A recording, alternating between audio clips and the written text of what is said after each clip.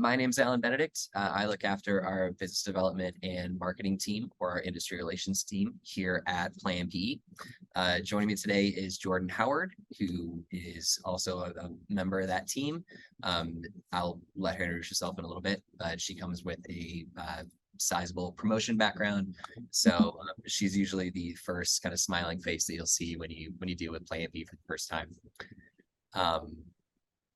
Yeah, and I guess with that, no more need for intro. Jordan, if you want to introduce yourself a little bit better and kind of give a quick rundown of what Play MPE is to everyone, we'll start there.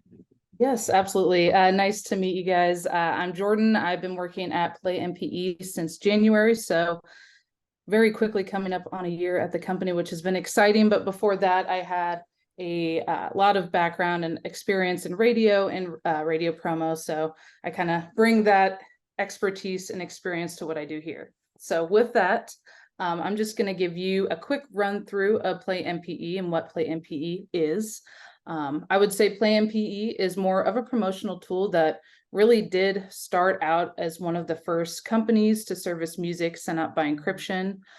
We are a trusted source of music for a lot of stations and a lot of companies out there, and we're able to service music all over the world to various different formats, obviously depending on what our clients' goals are and where they're specifically looking to service their music.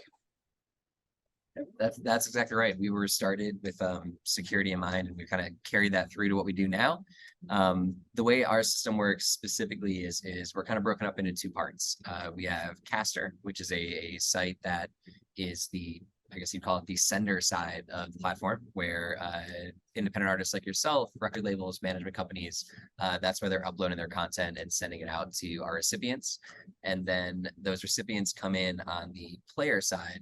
It's essentially a web-based invite-only streaming service. It's called Player. Our team wasn't as creative back then when we first launched it, but that's where everyone can kind of have a place to log in if they don't check their email as frequently, if they're not constantly being notified of releases. And within that, there's some functionality that allows them to kind of craft it in their workflow and everything like that. So that is who we are. Obviously, for ISC, as I'm sure many of you are already familiar with, having entered the contest.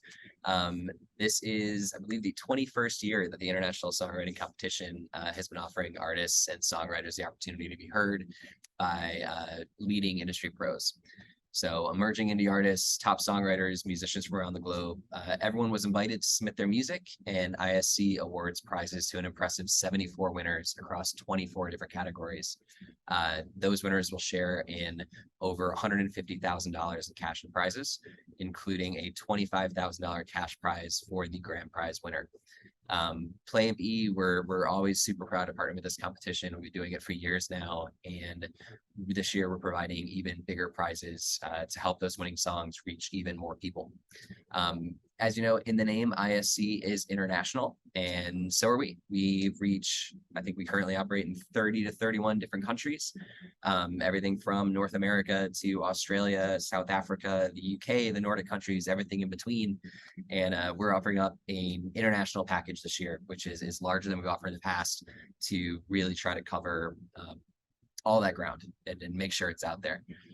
So the grand prize winner will receive comprehensive music promotion distribution for an album, EP, single, whatever their release is, plus additional marketing, like an interview with our marketing team that we would host on YouTube and then kind of blast out to our recipients, and along with a number of amazing prizes from other ISC's partners.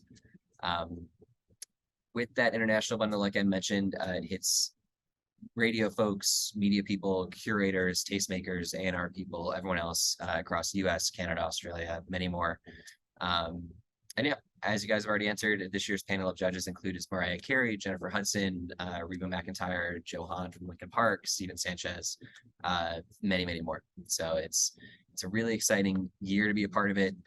We couldn't be happier to be back again this year offering more prizes. Yeah, and on top of that, along with what we're providing to the grand prize winner, ISC is running a special promo from Play MPE called Promote Your Music Like the Pros. That promo actually kicks off on Wednesday. It is running from October 4th until October 11th. Make sure to enter even if you've already entered the main contest. This promo is actually kind of a, I don't know if they call it a side contest or an additional opportunity, because this promo will give you even more chances to win one of those promotion packages.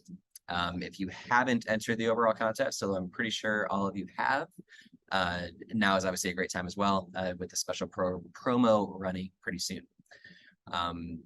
With Promote Your Music Like the Pros, there are 3 chances to win an international bundle. That's in addition to the grand prize winner.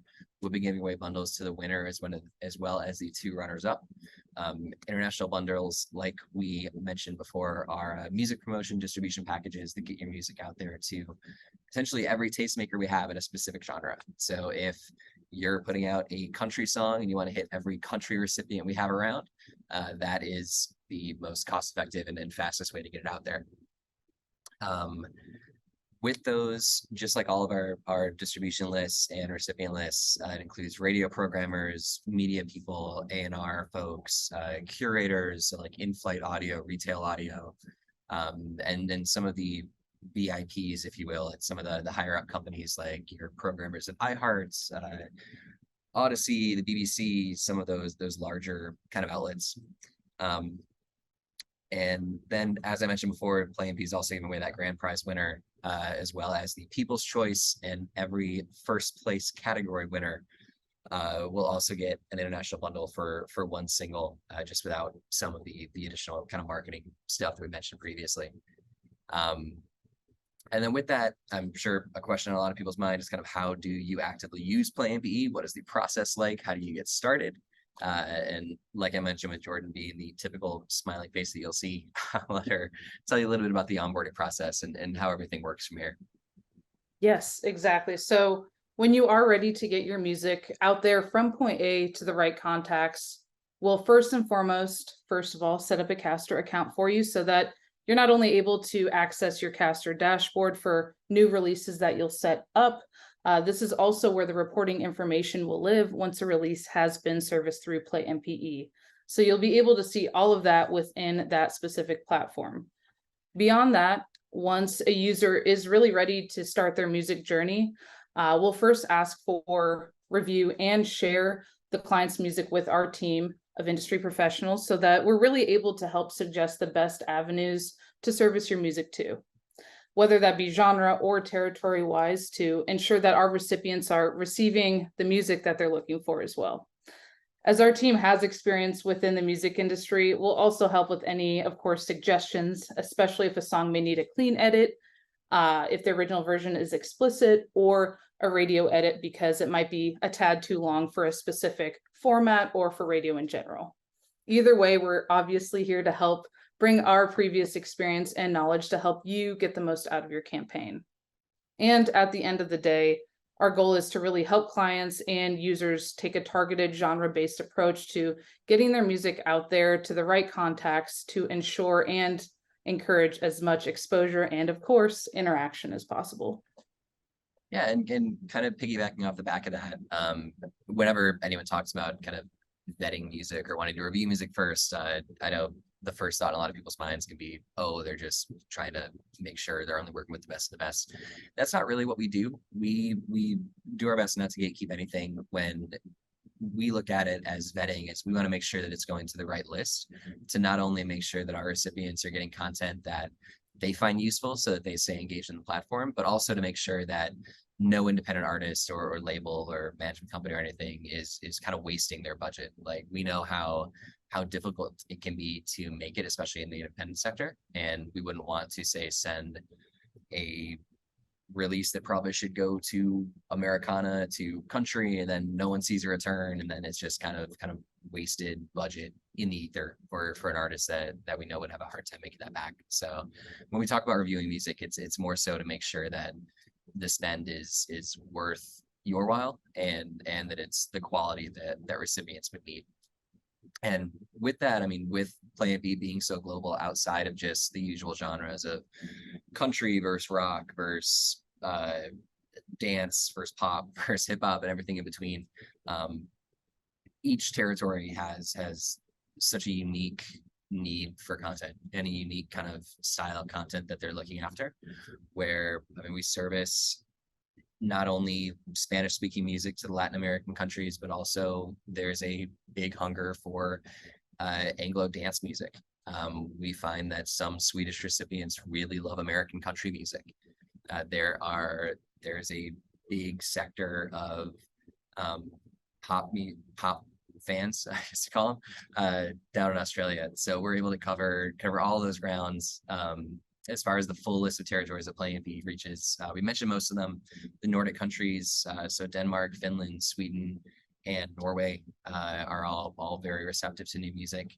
And within all those, it's a huge variance of genres, whether it is alternative, AAA, pop, top 40, rock, jazz, classical, Christian, everything has a home somewhere in the Play MP ecosphere. And that's what we're always here to help our clients and our users find, to make sure it's being delivered to the right people, and everyone's kind of getting the bang for their proverbial buck once they upload to the system. Once you do upload, to make sure that, or to do our best to make sure that a campaign is set up for success, there are some things that we either suggest, some things we require, some things that you probably definitely do need. And Jordan, you want to take us through some of those, some of the, I guess, the hit list of things people would need to upload? Yes, absolutely. So I'll kind of go over some of the release campaign essentials that we'll look for. I think when you're looking for information to include for your release campaign essentials, I would first think about what information you want to make sure you want to get in front of your recipients. What kind of impression do you want to make about your music and your story? So here are some basic things we'll need to get that point across. Obviously, the audio files, these can be uncompressed WAV files or high quality MP3s. And after the audio file is uploaded, please include all pertinent metadata such as the ISRC codes, which stands for the International Standard Recording Code Identifier for your music, and writers, composers, and publishers if applicable. We'll of course need the cover art image if you have one, any contact info you want to include. For example, some of our users make sure to have that contact info in there for interviews, or if a recipient wants to reach out or follow up. You'll also want to include the sender's name and email subject line. I would make sure that this is an attention-grabbing subject line so that you're able to maximize your chances for recipients to open your email and review your release. We also suggest including a bio, accolades of any sort, press quotes, promotional photos, streaming data, and statistics. These are all especially important in getting your message and story across to our recipients. Any social media links that will also help recipients connect with you is also something that we like to add in there if you have that, and a video screenshot and link, especially if you have a music video, visualizer, or reel that you want to include. So yeah, once you gather all of that information together as much as you can or want to include, that'll be included in the promotional information section within that caster 3-step process. And then don't forget your distribution list selection. That is obviously important. As always, if you need help with which list to select or where you want to specifically target, we're always here to help recommend those lists to you. Exactly. And one thing Jordan mentioned about the contact info is critical. Like, we want to be sure that our recipients and our tastemakers have a way to get in touch with you. Ideally, in a perfect world, they'll hear the song and say, hey, I'd love to talk to you for my show. Hey, can I have some back catalog? Everything like that. And I mean, that contact info is even more important because the nature of Play MP, like, we don't remove any music unless you ask us to. So it is a bit of an archival system where maybe 6-7 months down the road, they're talking to a friend who ended up playing your song, and their friend is like, man, you've really got to check out this artist I found. They're always able to go in and find that past content, especially if they see you out playing a show or there's an anniversary or something, or they're just looking kind of for a bit of a throwback tune. Play MP acts as an archive that's kind of mixed in with their workflow, and that contact info after the fact becomes even more important as you go down the road. Jordan, what are some of the typical kind of questions we get? Like, whenever we walk someone through an upload process, obviously people are gonna have questions. Like, we've all uploaded music to something before.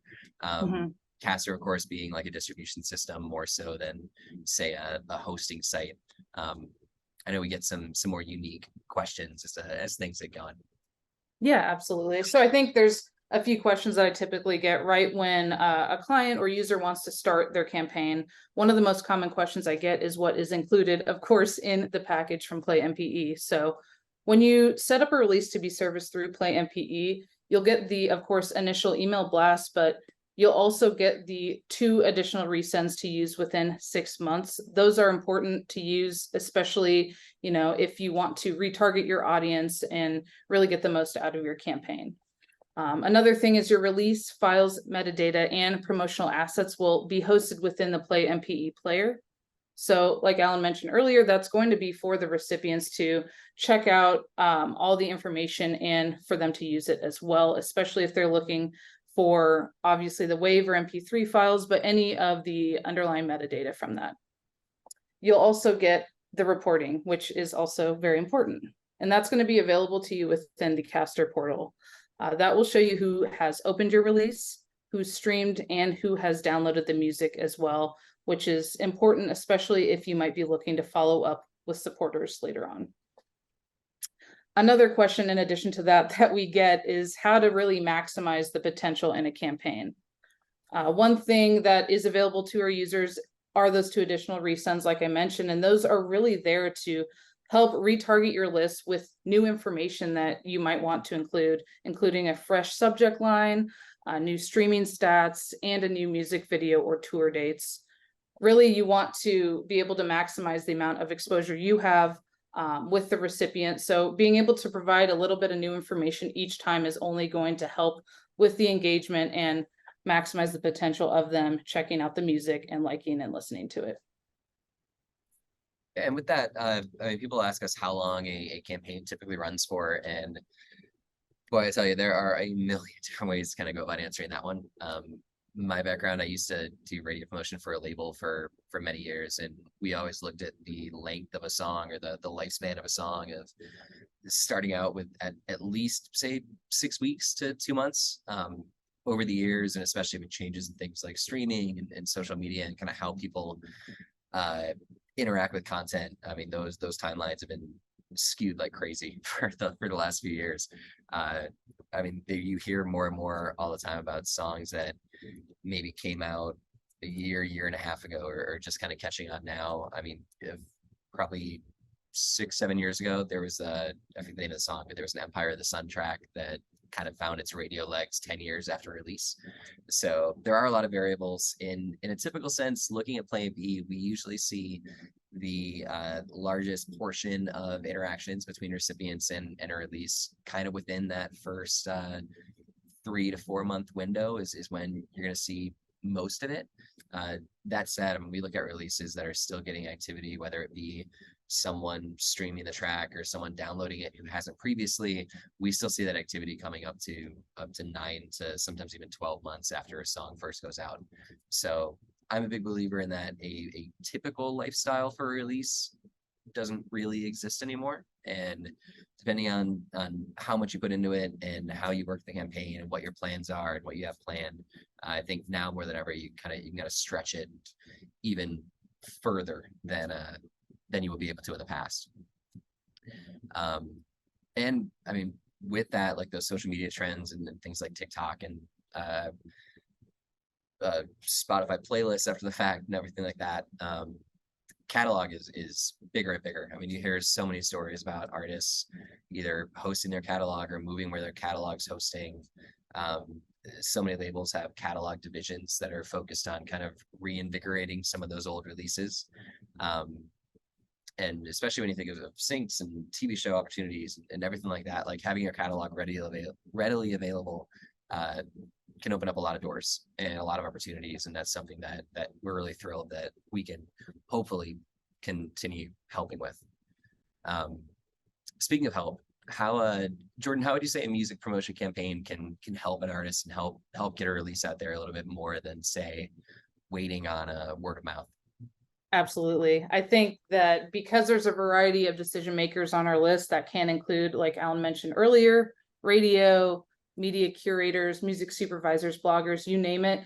They're all reviewing the music on a daily basis from Play MPE. So servicing your music out to the right contacts can really potentially increase support, create new fans of your music, and potentially help with that airplay and streaming, depending on your goals. And that also why I want to tie that back to the ISRC code thing. Including those identifiers in the metadata is only going to help in the long run if you are getting that airplay, so you are able to get those royalties from it. So just wanted to tie that back. And you mentioned the radio royalties. I know that it's obviously depends on kind of which territory you're in or where you're based, but I know in a lot of places radio can pay out a little more than streaming does, or a little more consistently at least. But one question that kind of bubbles under the surface a lot, especially lately, is as things like Spotify and Apple Music and Bandcamp and SoundCloud and everything have gotten larger and larger, is what is the value of radio these days? Like, does radio airplay matter to a new artist? Is it only for established artists? Isn't everything just kind of streaming plays and TikTok and viral interactions like that? Jordan, what's your take on that? I'm very passionate about that. So I believe radio obviously matters, and it's a piece of your marketing puzzle. This is a place where you're really able to create and grow a fan base and organically engage an audience. In the long run, getting radio plays can help legitimize you as an indie artist and help open other doors and opportunities like those interviews or in studio visits or any other station engagement you can get. You can also see where you are engaging in other territories, which ultimately helps you decide where you want to tour and what would be best market-wise. So radio airplay and radio in general comes along with many benefits like those. Yeah, I mean, that's a question that I got asked a lot working at a label. Like, a lot of our clients were younger bands from the UK who were kind of breaking into the US radio market for the first time in a long time, or the first time ever in some cases. And their first thoughts always, how do I find a viral hit? How do I get on TikTok? How do I do this? And to me, I've thought a lot about it, kind of looked at a lot of different releases, and I think TikTok's a very cool way to discover music. I think a lot of those social platforms, whether it be kind of Instagram Reels or TikTok or some of the more quick hitting viral things, I think they're really good at making fans of songs.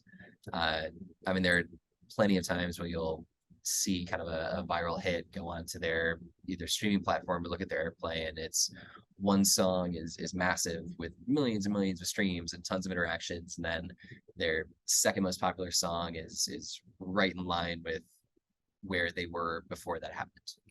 So I think TikTok and social media is really good at making fans of songs, but not so much at making fans of artists. And I think that's something unique with radio. Radio has much more of a human element to it. I mean, it's not just kind of algorithmic or adding things onto a playlist without context and things like that. Especially with terrestrial radio and satellite. Sirius does a really great job of this, actually. They try to tell a story with the song.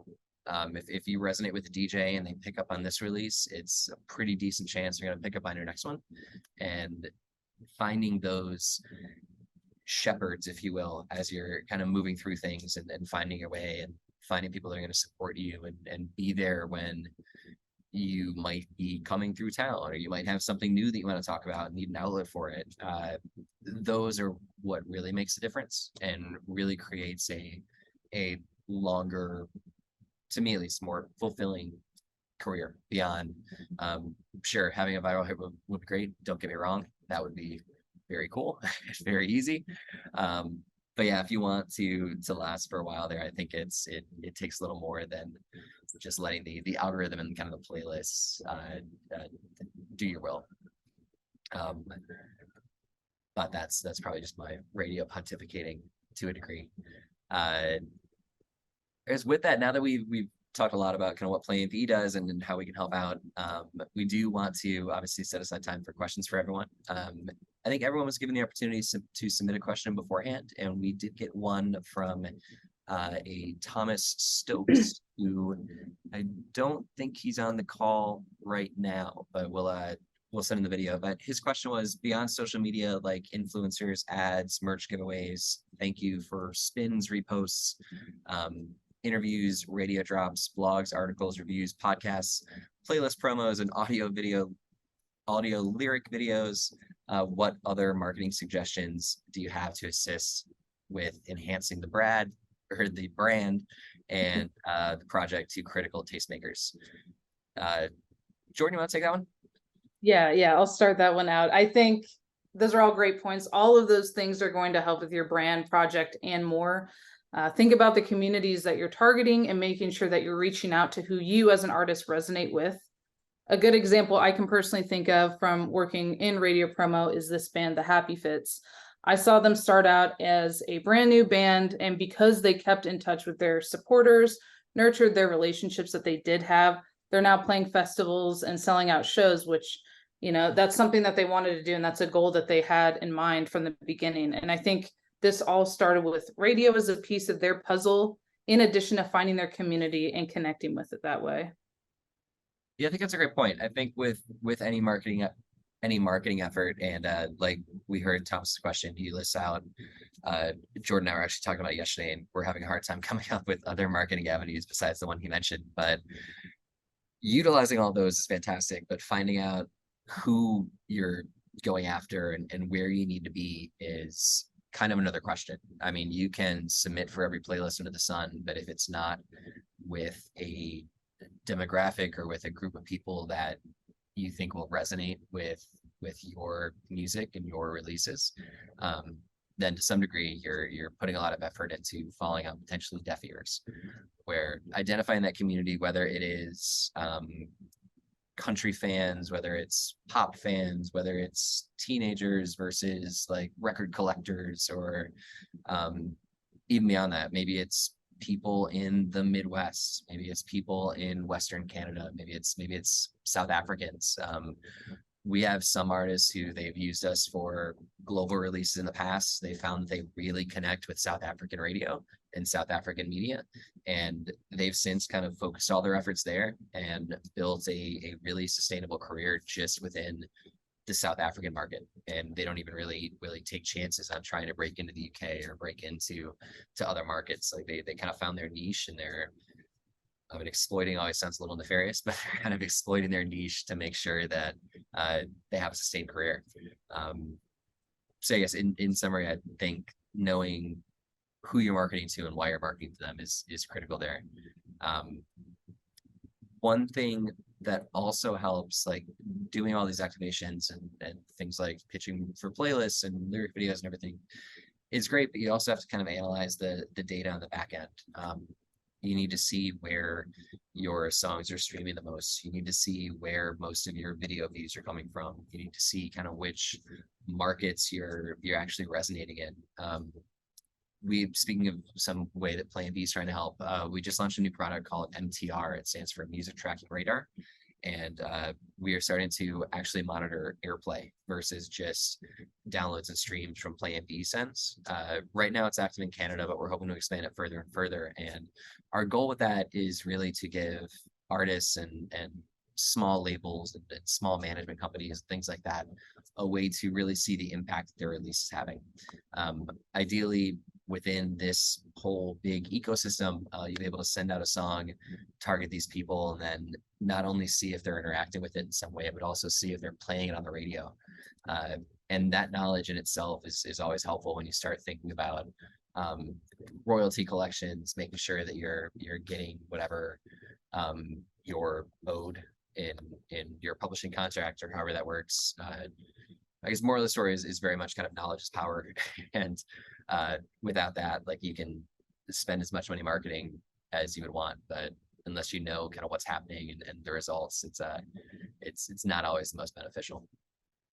I guess with that, if anyone does have more questions, feel free to either send them through to the chat, or if you want to raise your hand, we can unmute your mic so you can ask your question, or we can have a little bit of conversation.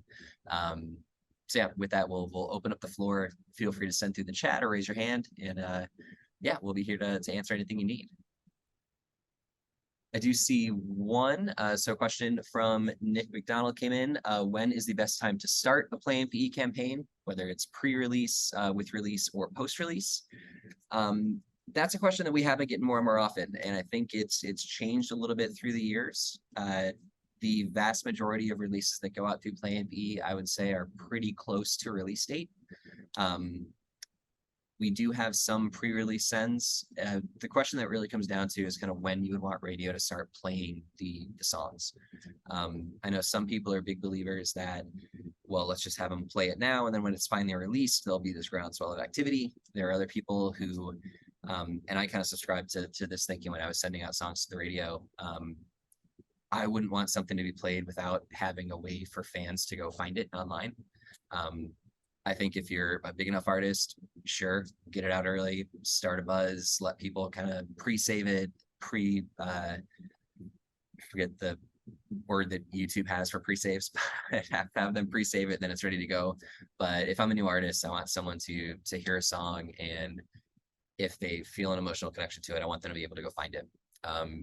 There is something to be said lately for kind of closely post-release. For instance, like over the years, radio has been looking more and more at kind of data and social media and how songs are reacting. So sometimes having that 1 week post-release where you can say, I was added to this rock playlist, I played a release show here, all that kind of stuff. Sometimes that does help. But as a kind of general, I'm a big believer in going at least with release. What about you, Jordan? Are you feeling similar? I know you've done indie promo.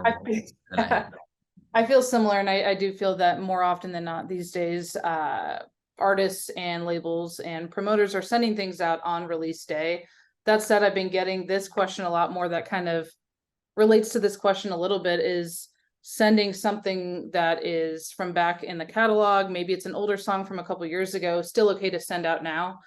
I think my biggest thing is if the station or the recipients have never been sent it before or have never heard it, that's still brand new to them. So I think that's just as applicable as sending out a brand new song, especially if maybe you did have engagement or you saw that maybe as a missed opportunity a few years ago that you kind of want to get some more attention around it. I think sending it out is just as effective as if it were old or new, depending on the situation. Yeah, that's a great point on catalog too. I mean, the last few years here at Play MP, we've done we mirrored off Black Friday. We do like a catalog campaign where we basically discounted to upload old releases. And I'll be honest, when we first launched it, wasn't sure how it would take off. I wasn't sure how radio was going to react, but we actually did see really good activity for a lot of those catalog releases.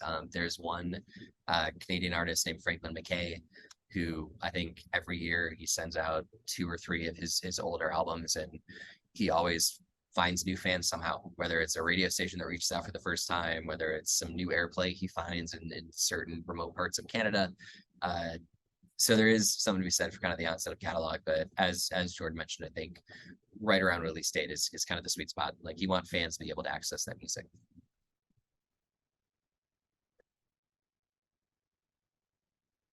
Yeah, so we'll give it another couple minutes for any questions. You can type them into the Q&A. And you guys are having phenomenal timing today.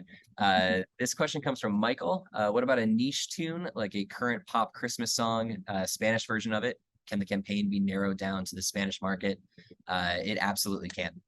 We segment all of our distribution lists, not only by kind of the genre, but also by the territory. So if you did want to send a specifically Spanish Christmas song, we do have a list for that. I mean, we like kind of broadening it out to the international scene to just kind of grab some more exposure. But yeah, we have everything from a very specific kind of Mexico list down to all of our Latin lists and everything between. So we can target it in one way or another to cover any kind of niche. Speaking of Christmas, it's actually really topical that you brought that up. We just launched our Christmas lists for this year. Every year we kind of go through and check in with recipients and figure out who wants to receive Christmas music. There used to be a ton of pop stations, especially in the US, that would just kind of switch over immediately and start playing Christmas tunes. That's broadened now over the last probably 4 or 5 years. So this year we heard back from just under 3,800 radio programmers internationally that want to receive Christmas music. So those lists just were updated and just went live. I guess now that we're on kind of a Christmas tangent, we do see a lot of Christmas music coming through now. a lot of those programmers will kind of have their playlists set once we get to like early November. So October really is kind of the sweet spot to get that out there.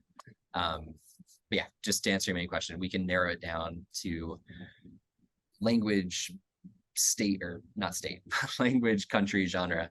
All of our campaigns are totally scalable. Yeah, thank you. Thank you for the question.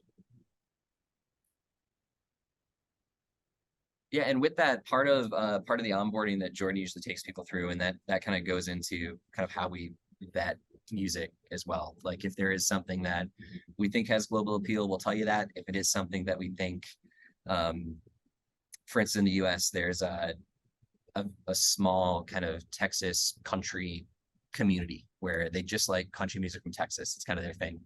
And if we get a song that's tailor-made for that, like we'll be the first one to tell people that, hey, like, sure, you have a huge budget, but you're going to resonate here. And then you can use that budget to, who knows, play a show, pitch a playlist, something else in their marketing plan. So we're all very artist friendly, and we're always here for questions too. So if even after this web panel ends, if any additional questions come through, feel free to shoot them over to marketing@plaympe.com, and I monitor that address. We can always answer them via email too.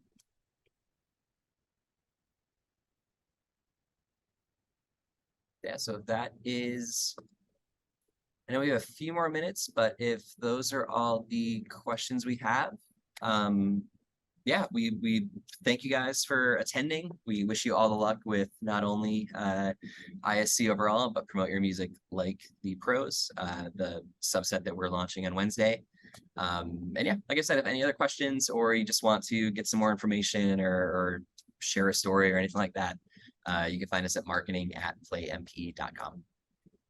So yeah, thank you everyone. Have a great Monday. Hope you had a good weekend, and Thank you. Bye-bye.